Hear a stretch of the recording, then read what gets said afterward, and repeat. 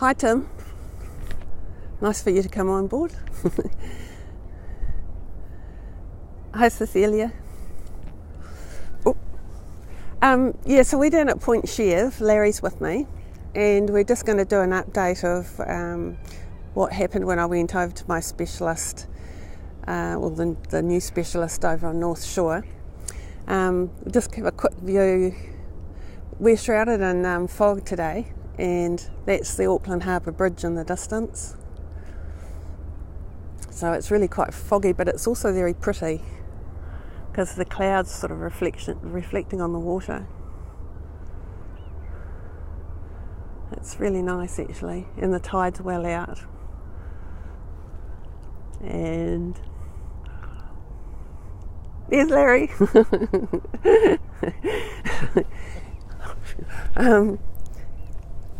So we're at this really nice park. I think it's called Coyles Park in Point Chev.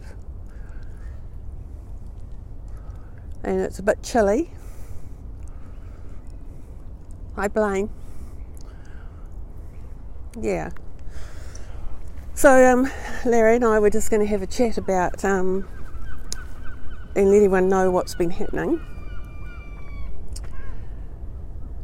Yeah, it's just beautiful out there at the moment, and the clouds reflecting on the water.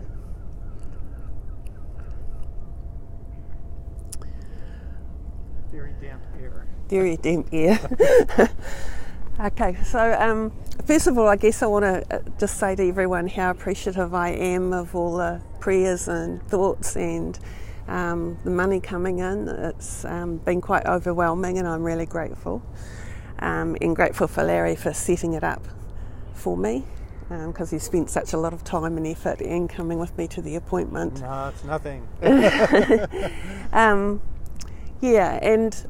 I guess I just want to reiterate sort of what I've been through. So in 2013 I was diagnosed with myeloid dysplasia, which is when your bloods go down, and they said it would turn into acute myeloid leukemia, which it did within 4 months. They gave me high dose chemotherapy, and then in May 2014, they did give me a stem cell transplant, and I was in remission for 3.5 years.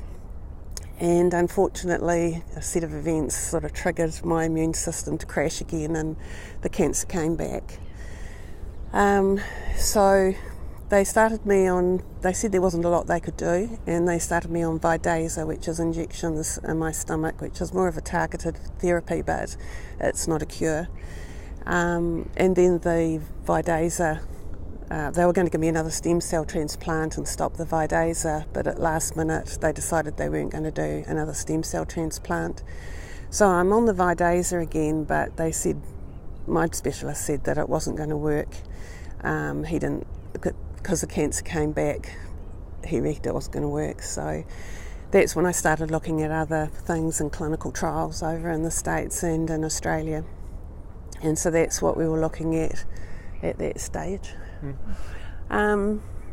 The system in New Zealand is different to America, and I guess it was, we got a visitor. And I guess the system was set up for everyone, rich and poor, but that seems to be changing. It seems to be that more poor people are missing out, and the more wealthy people get the medicines that Pharmac don't supply. So if you haven't got any money, you're pretty much stuffed, I guess. Yeah. You have no other option. No other option, no. So I did find some clinical trials in America and in Australia, but my specialist wasn't very forthcoming in helping me. It was really hard to try and find ones that suited me, because I don't know the jargon and all the medical terminology and everything. And it was seeming more hard to do because there was the Mayo Clinic wanted $30,000 up front for consultation and tests, let alone anything else, and then they wanted the money up front for anything that they did. Another one I found was good, and Rosella. A Rosella. See the bird? No. Oh, yeah. Zoom in on it. Sorry to interrupt, but accidental import from Australia. Yeah, we don't get many of those, so that's quite... He's coming into the scope. That must mean something. Beautiful bird. Isn't it? Oh, 2 of them. Yeah, so this other trial I found was, it was every 3 weeks for 2 years, which isn't practical for me to be going over to America for 2 years. So yeah, that's when I decided to, my specialist made a referral to hospice, and I've had hospice keep ringing me, which is really upsetting. So that's when I decided to pay privately for a specialist over on the North Shore, because we have 3 different district health boards in Auckland. So I went to the North Shore, which is Waitemata District Health Board, to a haematologist over there, seeing as my specialist wasn't helping. Or seemed interested anyway. Yeah, disinterested, more like it. Disinterested, yeah. So Larry was kind enough to come with me, so another set of ears, and asking the right questions as well. I'm really appreciative of that. And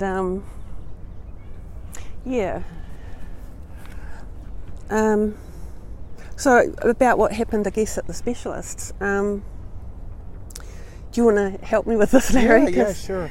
Well, he was an extremely nice guy, very, very helpful, and I think I've added a little bit of a summary to the Give a Little page. It's an update from after the meeting, and the guy was very helpful, a very compassionate man, and so he basically, did a look at your blood works and the history of how you responded to previous treatments, and felt like the option was there for you if you would purchase all of the medication, but there was a similar treatment that we could do to the clinical trials being done in the U.S. and in Australia with the same drug that they're trialing in both those locations, and that particular drug is called venetoclax. I always get it wrong. I've been learning it too. Venetoclax. But it's an additional chemotherapy that's to be used and cycled over 6-week courses. Yeah. And the problem is that each 6-week course has a cost of about $1,000. So you can see that will break the bank pretty quickly. And she doesn't have an option to have that drug paid for under the health program here, because it's not an accepted drug for for leukemia here yet. It's being used widely around the world, but initial studies have shown that it's very, very helpful. So we got kind of an idea of what she's in for. We have no idea how long the cycles are going to take, how many she's going to have to go through. That's sort of that's part of the treatment. Yeah, and he said that if I did go into remission, they might look at another stem cell transplant. Yeah. There are people that have gone in remission with this drug. Yeah. I've put some links up on my Twitter page of the medication, and there was one article that said it melts cancer away, which I like the sound of that. Yeah, I do too. Yeah. And the specialist on the North Shore, that really doesn't have anything to gain by this, as far as we could see, has about 20 people that he's treated with this and said the results are very good. Yeah. So that is quite promising. As far as that goes. So he suggested that I do this venetoclax with a thing called Ara-C is what he's doing, but I think the Ara-C was more money as well, but he suggested that I go back to Auckland District Health Board, have the venetoclax and mix it with my Vidasa, and there's studies going on in clinical trials in Melbourne where they're mixing the Vidasa with the venetoclax. So it could promising. be an option So that would save you a little bit of money from buying the extra chemotherapy that you're not currently being prescribed at Auckland Hospital. Yes, so I'm going to my specialist at Auckland District Hospital on Tuesday. I don't know what his reaction's going to be. There's a little bit of awkwardness involved in it because my specialist at Auckland District Hospital didn't offer me this medicine. He didn't even tell me about it. And so me saying that I want it may cause a bit of... Animus? Yeah. But the new specialist doesn't seem to care. And I don't care. Yeah. It's my life. It's her life. So if he's giving her no option, then she's got no option then to go with this other treatment. And what makes it awkward is that it will make my blood counts drop, and so that if I have to go into hospital for a transfusion or antibiotics or whatever, it just puts their nose out of joint that I'm getting medication from another doctor or that I'm buying this medication, I guess. I'm not quite sure. It'll be interesting to see my specialist at Auckland District Health Board, his reaction. Yeah. And Larry's going to come with me, which is really good. Yeah, we'll see, because it seems like having a second person there, they feel a little more accountable, I find. Yes. And yes, I'm noticing that. Because usually I'm on my own. So, I mean, I won't be able to go to all of the meetings, obviously, but when it comes to big things like this, I'd prefer that I be there, just as a second set of ears and support. It's great. So basically, the venetoclax was deemed a breakthrough therapy designation in 2015. So it's only a recent development. But in the U.S. For chronic lymphomic leukemia by the FDA. So the drug does have quite a good standing in the medical circles. So I feel pretty comfortable with that. Flipping back and forth. So anyway, so.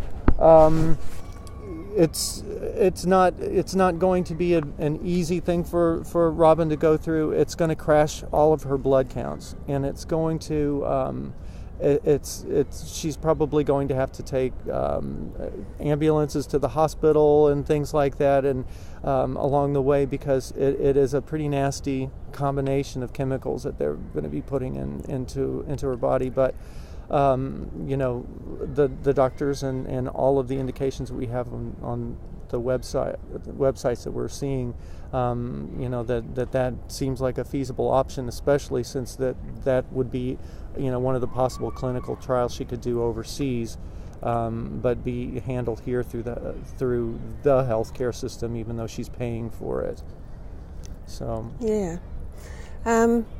It just seems that it is my only hope, and I'm prepared to give it a try. And apparently it's cheap medicine at $1,000. Yeah, that one threw us both to the floor. He said, "Oh, it's relatively cheap," and I'm thinking, "Oh, this is great." And he says, "Oh, every 6 weeks $1,000." Yeah. And I'm like, in whose book is that cheap? For a specialist, an oncologist, hematologist specialist, maybe that's pocket change, but for the rest of us, that's a lot of money, especially since we don't know how many courses are going to be required. Yeah. Oh, thanks, Blaine. We appreciate it.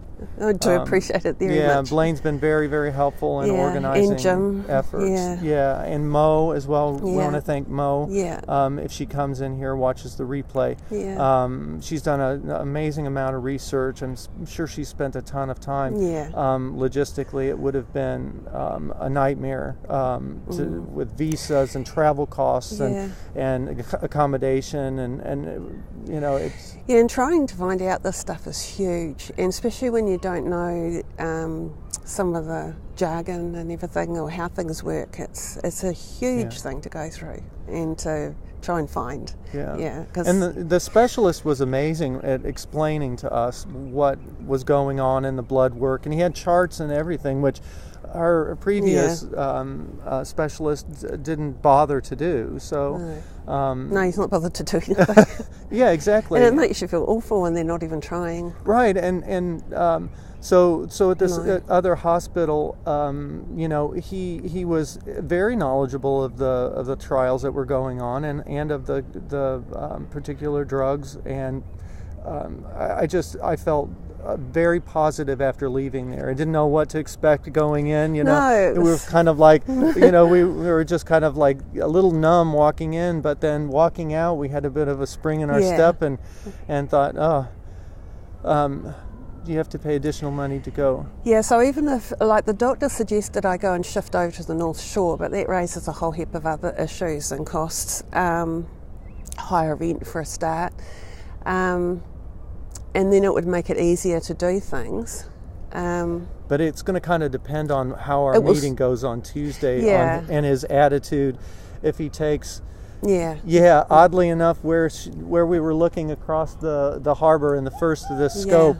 is North Shore. Yeah, if she would be living over there, this would be a non-issue But I'd still have to pay $1,000 for the medication. That doesn't mean that it's cheaper. It just makes it less awkward if I have to go into hospital and he would be my... specialist doctor. Oh, yeah. So, is this going to be in reverse, though? Because you've got the camera? So you want to turn the camera around? Because it's going to be, I think yeah. Yeah. So here, focus on the Give a Little page. Yeah, so that's the page to go to. I really appreciate it.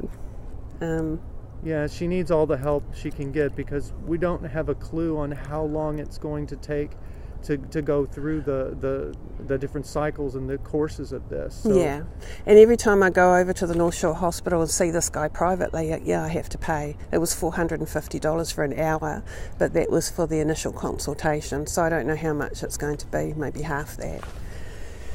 Yeah, so there's the North Shore over there. So, we don't have an indication as well of the amount of, if they're going to have to do processing on, analysis on your blood work, all sorts of things like that. Some of the questions that I have for Robyn when she gets back with him to possibly start the treatment is, what can we expect on any additional costs that are involved in this treatment? Is it analysis of the blood work? Any sort of things that he didn't mention to us. What other costs could possibly come up from having treatment done across the bridge? Yeah. So we're still going to find out a little bit more on Tuesday when I go to see my initial specialist. And one of the questions I want to ask him is why he knew about this medication. He's got someone else on it from the guy over the North Shore. Why didn't he tell me about it instead of just referring me to hospice? I'm a little bit upset about that. Yeah. So I think that's pretty much the update as far as what I had. We can go ahead and end in the if you don't have. I guess I just wanted to say my intentions for scoping this as well. I'm an ex-mental health social worker, and so I'm sort of inclined to be quite resourceful anyway. And I guess it's for support from all you guys. You guys on Periscope have been amazing, and the Periscope community, and wonderful personalities as well. I find scoping really therapeutic in itself. It's like medicine, and to get all the support from you guys and prayers and everything, that's like medicine as well. And because someone else might benefit from what I've learned and what I'm experiencing, you've got to be proactive. Your doctor can't cure you, he just creates the environment for you and your body to heal. It's really integrative. It's about body, mind and spirit, and you guys are lifting my spirits, and I really appreciate it. Oh, I know, and it's about the community, and it doesn't matter if you're anywhere in the world. You can be part of the community, Periscope community. Share it out, be there supportive in any way that you can do. Offer prayers, offer support, thoughts, cards, anything to help lift her spirits, because it's a battle. When somebody says they're fighting cancer, that's exactly, it's a fight. and we want to help in any way we can, all of us. It's a little easier for me because I'm here in the same location, but if not, the Give a Little page is a way to help her, as little or as much as you can to help get her through the process. It's going to be a long, hard battle. Thank you for the prayers. Prayer really works, and thankful for everyone who's out there. I know everybody that come in contact with, their heart goes out to Robyn and her story, because they can feel what it would be like if that were happening to them, and I can't imagine the emotion and everything that is associated with it. It just, and especially after giving you hope with the stem cell treatment and then pulling the rug out from under you just days before it was meant to happen. It just, my heart just absolutely sank. So, that's why this group of people, I think, has been here as a gift to you to help lift your spirits, because you don't have a lot of support in your life here. No. You do have some family here, not big family like my family, like Blaine has nine siblings, and I have 6 siblings. Lots of support, but Robyn doesn't. So, send notes, tweet things out to people, come in on her scopes and see how she's doing. And we're trying to encourage, as the dust is settling from this, and the emotional dust, trying to encourage Robyn to say, to give more daily updates, to try to let everybody know how she's doing. And I think in a way that would really help boost you and know that people are out there thinking about you. Yeah. Plus also help other people that may be going through this, know somebody who's going through this. I've said a million times, somebody out there in the world knows something that will help you. Yeah. And by getting the word out, go to church, you will find a support network. Yeah. I want to give a shout out too to Dove House Hospice, but they're not really a hospice. They're a place in Auckland who offers alternative treatments for free, and they offer acupuncture and massage and facials and art table and mindfulness, yoga. They're just an amazing place, and they're over on in East Auckland. I can't remember the suburb, but they've been really amazing for me, and so I want to shout out to them as well. Sometimes they have the massage therapist. Yeah, massage. Practice Yeah. They have oncology massage students, and I got a beautiful massage the other day from a student, and and I'm starting to get emotional again. But. Yeah, I know it's hard not to. I mean, it's the little things in life that help lift the spirits, and if we all kind of help lift Robyn's spirits in any way we can. And I have to say, I'm not used to this, and I find it overwhelming. Yeah, that's the problem. Our dear Robyn here has spent her life helping other people in social work. Story after story of times where she's put herself out to help other people, and now when the time for her comes, we all need to help lift her up and get her through this as a Periscope family. So I would encourage everybody to do that as they are able to. Watch her scopes, feed it out to other people. It's like there's an ad here that says, sometimes you have money, sometimes you need money. Well, it's the same with support. Sometimes, you can support other people, sometimes you need the support. So, I'd encourage everybody to be there for Robyn. And Blaine had asked earlier if you'd mind going over just a quick overview, just a quick summary of your history with the cancer and where you are now. Just a brief one, if you can think. Yeah, I guess at the moment I'm getting Vidasa injections in my stomach, and they cause welts and swelling and slow your digestive system down and make you nauseous, and then you get other medications to help with the side effects, and that sort of makes you feel awful as well. And I have to go in for 7 7 days, and then there's a 23-day break, and then I go back in again. So I'm back in on the 23rd. That's I guess that's where I'm at the moment. So in with the next cycle, you'll probably start. We'll know more after Tuesday when we talk to the original specialist.